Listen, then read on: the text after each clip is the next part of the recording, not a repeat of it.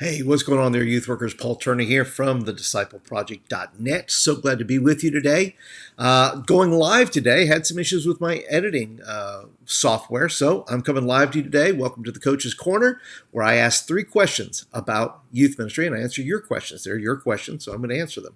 And today, got some great questions. If you're not a subscriber, by the way, be sure to click that subscribe button down below, and you'll get notifications like this that when I do go live, you'll be right here with me, whether I'm answering questions or I'm taking you on my journey as a new-ish youth pastor. I took on a new role as youth pastor. If you didn't get to see that video, I'll go ahead and leave a little link up here, if you will, if you want to see kind of my new journey, what's going on. So I want to talk about 3 questions that you guys are asking, and hopefully I can add a little bit of value to that. So the first question is, what kind of retreats should I have, and when should I have them? I love doing retreats. I was before the pandemic, I spoke every year at various retreats and camps and things like that, so I'm a big fan of getting students away.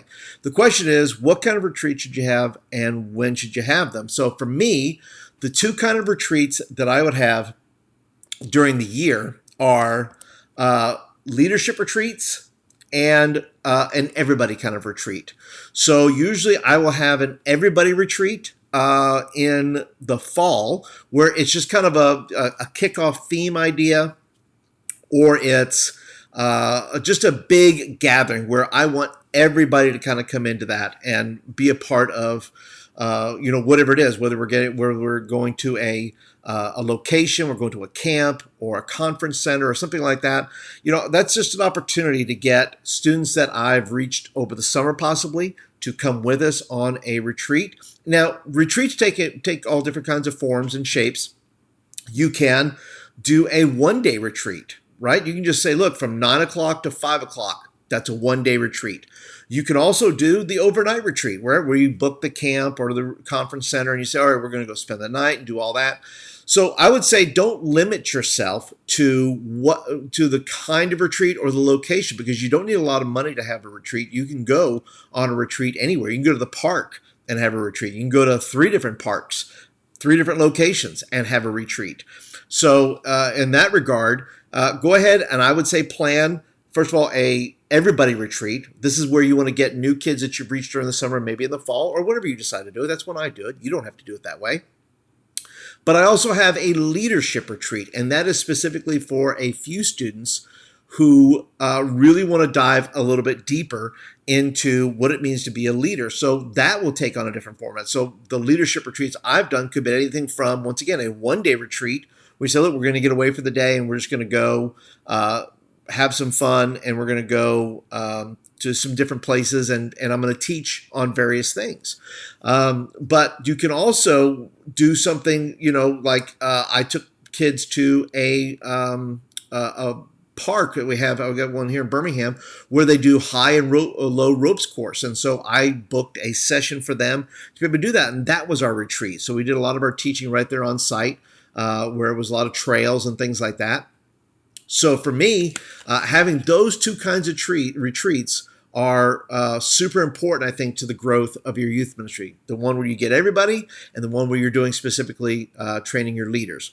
All right, so let's move on to the second question. Second question of the day is, should I share my message at the beginning or the end of the night? And I think that's a good question, because I think people think about, well, when should I do it, right? There's a normal format to youth ministry. We say, okay, we're going to play our games, or we do announcements, or play a game, and then we have worship, and then we go into the message. Can you do your message at the beginning? Sure you can. Absolutely you can. If it just depends the notes that you want to hit at the beginning of the night and the end of the night.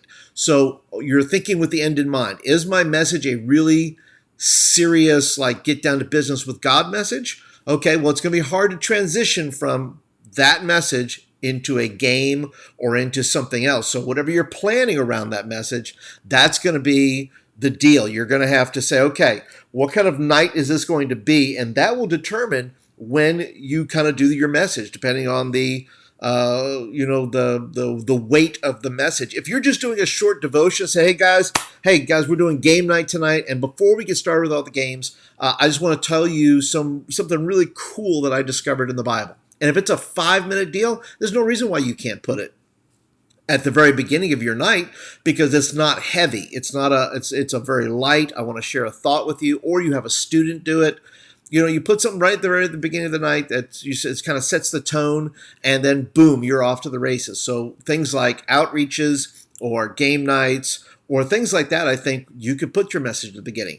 If you say, look, it's a different kind of night, well, then you might want to put your message at the end, because if you're expecting maybe a longer altar time, or you want to be able to minister longer in that way, then you might want to think about having your message at the end of the night. So, and then the third and final question is, what kind of expectations should I have of high school students working with middle school students? And once again, another great question, because, if you have, I've done it where and I'll do a whole video on, whether or not you should separate your high school and middle school students and the pros and cons of that. But for a lot of, and I've done it both ways, but when I've done it, I've had expectations I have of high school students leading or teaching. And I say leading, and I say that loosely, but if they're in the room as an example to them and saying, look, you're going to, once again, it's all based on, the expectations are based on where their spiritual level is. So if they're really, I think, a solid student who's a good example, both online and off, then I will go ahead and say, all right, why don't you teach the lesson tonight? Because I know that the example that they're setting in other places is going to be good, both online and off. But if a student is saying, look, I don't really kind of know, they're kind of whatever, I just say, look, why don't you do the game tonight? Or why don't you just do announcements tonight? Or why don't you do, whatever that is? I think you just have to keep your expectations fair of the students that you're asking to them to be a part, and explain to them what you're expecting. You can't just say, all right, you 3 guys come with me. I don't recommend that. You have to be able to talk to you. You say, look, I'm looking for some students. If you're interested in that and working with middle school students, you're welcome to come talk to me. But I already have in mind who I want to work with me. I already have 3 or 4 students who I want to work with me, and I will go ahead and make sure they know what I expect. And usually, if they've gone through to the leadership retreat, then guess what? I kind of already know that those are the high school students that I want to work with middle school students, because I know they're going to be good examples. And I also would say junior and senior high are your best bet for that, because they've already kind of worked out some of the messiness, maybe, if they've been with you for a while. So you won't have as much, you may not have to do as much training or teaching, because they already kind of know what you want.